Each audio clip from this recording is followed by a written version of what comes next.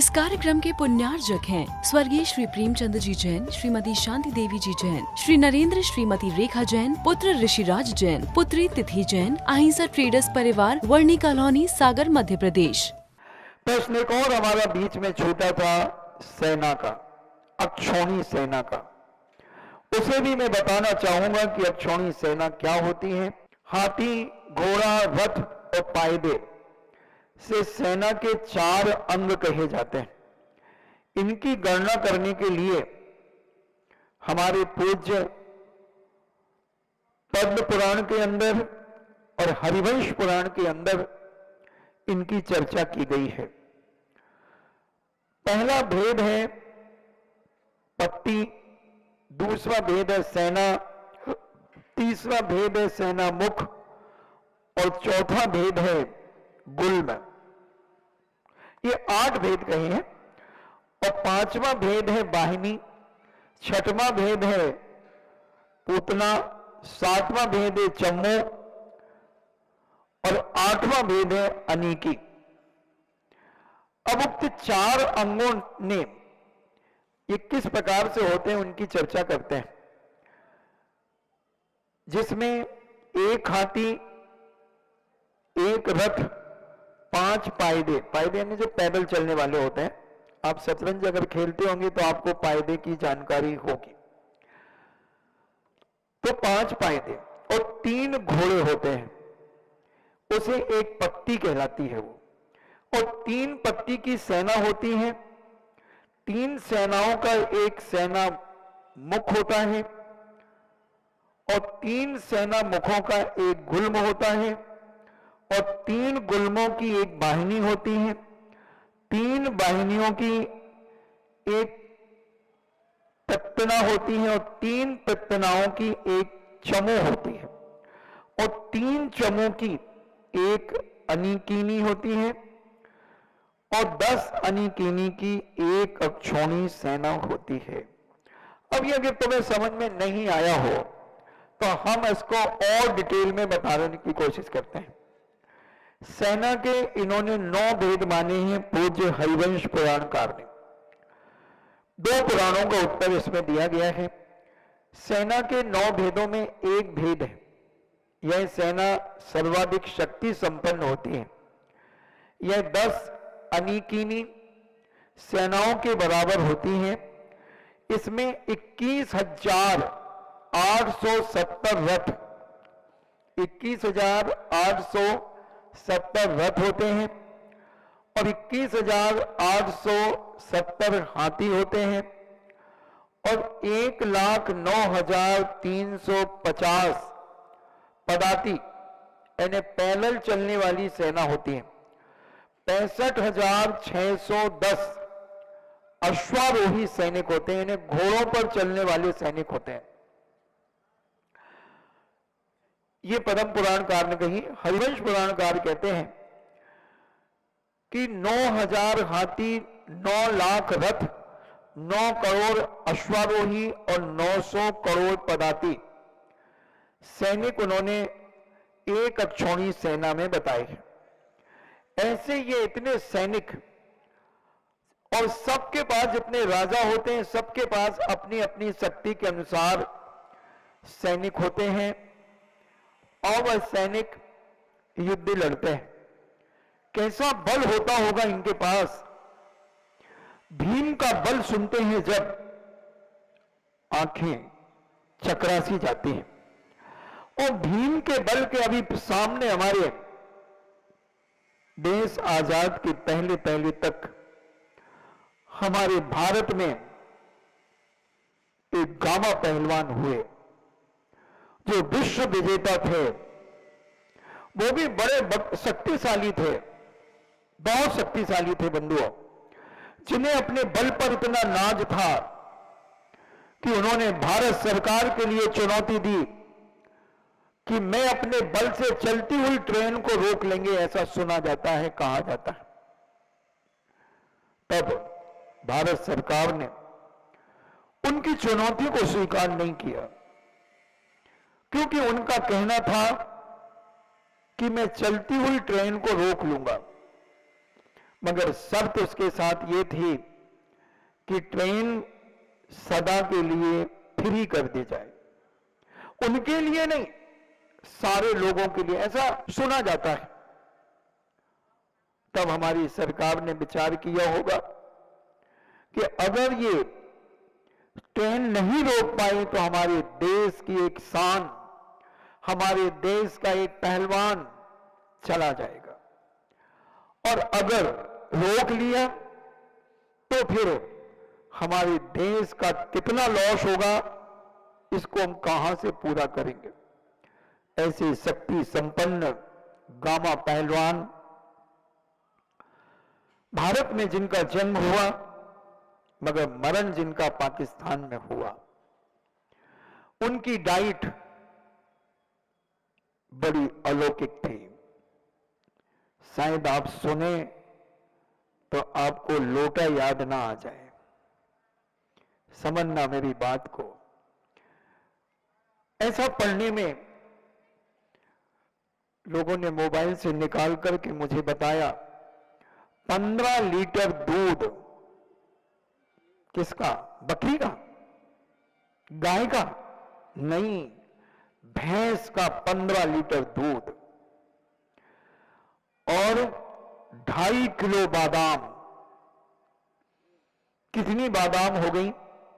50 ग्राम में 32 बादाम चढ़ती हैं, 100 ग्राम में 64 बादाम, तो 1 किलो में 640 बादाम, तो 2 किलो में 1280 बादाम, और 320 और जोड़ दो तो फिर कितनी हो गई?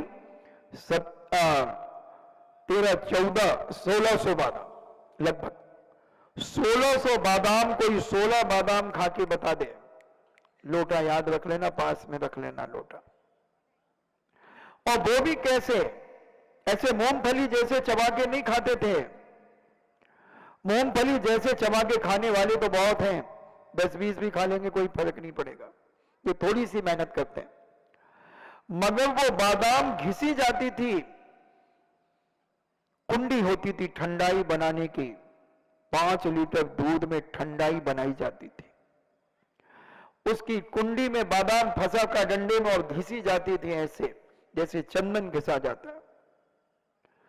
अगर तुम्हें 2 बादाम घिस करके दे दें तुम्हारी मतारी 1 गिलास दूध में, तो बेटा साथ में पहले देख लेना कि टैंक में पानी है कि नहीं। रात को भी जागृत रहना पड़े, नहीं तो कपड़े। और 200 रोटियां, 5 किलो फल, 3 पाव मलाई, 1 पाव घी, जो तुम्हारा बाजार का नहीं, चर्बी वाला 500 रुपए किलो वाला, शुद्ध प्योर घी। और भी क्या लेते थे वो? इतने बलशाली गामा पहलवान हमारे भारत में हुए, जिन्होंने हमारे भारत का नाम विश्व में जाकर के फहराया।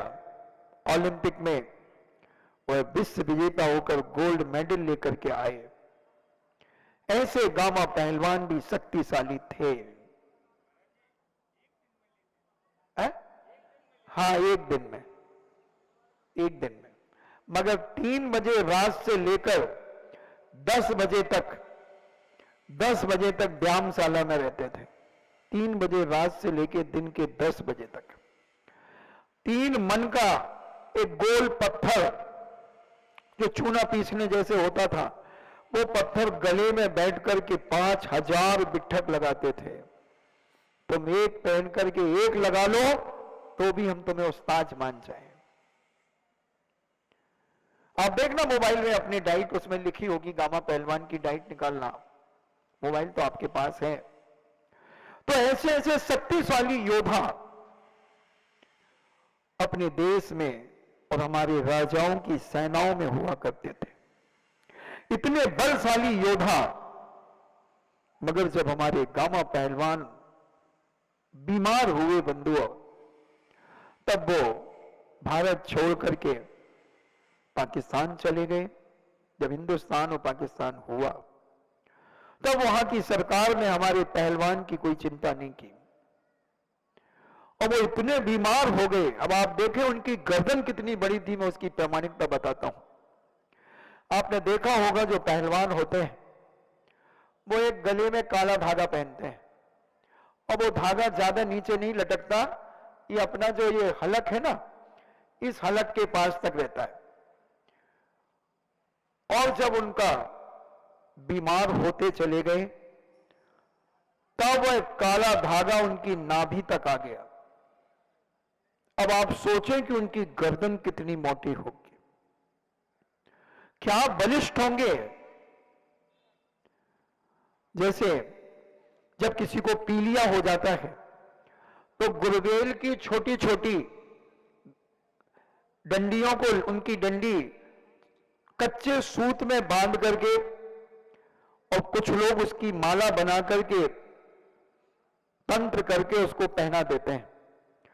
वो माला यहां तक होती है और जैसे जैसे पीलिया उतरता जाता है तो माला बढ़ती चली जाती है। उनका शरीर धीरे धीरे क्षीण होने लगा बीमारी के कारण। जब वो बहुत क्षीण हो गए तब उन्होंने एक बात कही कि पहलवानी तब तक करना जब तक खाने हो, क्योंकि पहलवान का जीवन खुराक से होता है। पहलवान की डाइट बड़ी जबरदस्त होती है, बहुत महंगी डाइट होती है। अब आपके मन में प्रश्न उठ सकता है कि महाराज इतनी महंगी डाइट फिर कौन देता था उनको, क्योंकि बनिया फौरन हिसाब लगाता है। तो ये दतिया के जो महाराजा थे, दतिया के महाराजा उन्हें अपने पास रखते थे। आज भी बताते हैं लोगों ने, मैंने पढ़ा, बहुत पहले पढ़ा था मैंने, पहले पत्रिका निकलती थी धर्म युग पत्रिका, बहुत पुरानी पत्रिका निकलती थी, या युग धर्म या धर्म युग ऐसा कुछ नाम था। उसमें एक मुन्ना सिंह राठौर ने, मेरी दीक्षा के पहले मैंने वो लेख पढ़ा था, वो मुझे स्मरण में आ गया। तो उन्होंने ये लेख लिखा था कि जब उन्होंने लिखा कि पहलवानी जब तक करना जब तक खाने को हो, क्योंकि पहलवान को अगर डाइट नहीं मिलती है उसकी मेहनत के अनुसार, उसकी काया क्षीण होने लगती है। ऐसे शक्तिशाली योद्धा हमारे भारत में, हमारे देश में उत्पन्न हुए। पांडव भी हमारे देश में ही उत्पन्न हुए। सारे शक्तिशाली तीर्थंकर, चक्रवर्ती, नारायण, पति नारायण, बलभद्र, रुद्र आदि सारे 169 महापुरुष सब हमारे भरत क्षेत्र में ही होते हैं। और जिस भारत का नाम हमारे भरत चक्रवर्ती के नाम से पड़ा, आदिनाथ के पुत्र, जो 100 पुत्रों में प्रथम पुत्र भरत चक्रवर्ती थे, जिनके नाम से इस देश का नाम भारत पड़ा। अनेक अनेक ग्रंथों में, वैष्णव दर्शन के ग्रंथों में भी यह बात आती है। इसकी चर्चा भी अपन कभी करेंगे, खुलासा हम आपके सामने करेंगे कि कौन कौन से ग्रंथों में, भागवत में भी ये चर्चा आती है कि भरत के नाम से इस देश का नाम भारत पड़ा। तो ये भारत हमारा अनादिकाल से है, जब से सूरज है, सनातन है। जब से सूरज और चांद है तब से ये भारत है। ऐसे शक्तिशाली योद्धा भी कर्म की चपेट में आ जाते हैं बंधुओं। पानी की प्यास के लिए शरीर शिथिल हो जाता है, पानी नहीं मिल पाता। हम पानी का कितना अपव्यय करते हैं। अगर प्रत्येक व्यक्ति अगर इस बोहरी बंद का, अगर हम कितने घर मान लें, 2000 3000 कितने घर माने बोहरी बंद में? 1000 2000 3000 3000 घर अगर हम बोहरी बंद में मानते हैं, और हम ये जानते हैं कि 2000 घरों में नल है या जेट पंप है या किसी के यहां कुआं है, 1000 के लिए हम माफ करते हैं। अगर एक घर में पानी जो अपव्यय होता है, उस अपव्यय पानी का एक घर से अगर 5 लीटर भी बचाया जाए तो हम 2000 घरों से 10,000 लीटर पानी बचा सकते हैं बंधुओं। और ये 10,000 लीटर पानी आपके जीवन के किसी कार्य से कटौती नहीं की जा रही है, वो कटौती की जा रही है कि आप जब स्नान करते हैं कितनी बाल्टी से स्नान कर लेते हैं। सच बोल, काला कौआ काट खाएगा, सच बोल। क्या पानी चिपकता है तुम्हारे शरीर में? कितने बार साबुन लगा लगा करके तुम नहाते हो? अरे जैसे हो वैसे ही रहोगे तुम। 100 बार लक्स सुप्रीम लगा लेना, लिविल लगा लेना, हमाम लगा लेना, जय लगा लेना, रेक्सोना लगा लेना, लाइफ बॉय लगा लेना, ओके लगा लेना, पॉन्स लगा लेना, मोती लगा लेना, पियर्स लगा लेना, सुजाता नीम लगा लेना, डिटॉल लगा लेना, सिंथॉल लगा लेना। कितने साबुन लगाओगे? Lux supreme, lux. बंधुओं, वैसे ही जैसा नाम कर्म तुम बांध करके आई हो, वह नाम कर्म में कोई फर्क नहीं पड़ेगा बंधुओं। जैसा तुम्हें रूप मिला है वैसा ही रूप की प्राप्ति होगी, कितने भी लगा लेना। एक बच्चे ने एक विज्ञापन देखा कि एक क्रीम से लोग गोरे होते हैं। मोबाइल में, टीवी में। बच्चा गौरी बन का हो सकता है, और उसने देखा कि उसकी मां एक क्रीम लगाती है। उसने मां से पूछा कि बेटा, मां ने कहा, मां से पूछा बेटे ने कि मां तुम ये क्रीम क्यों लगाती हो? तो बोले बेटा ये गोरे होने की क्रीम है, गोरे होने की क्रीम है।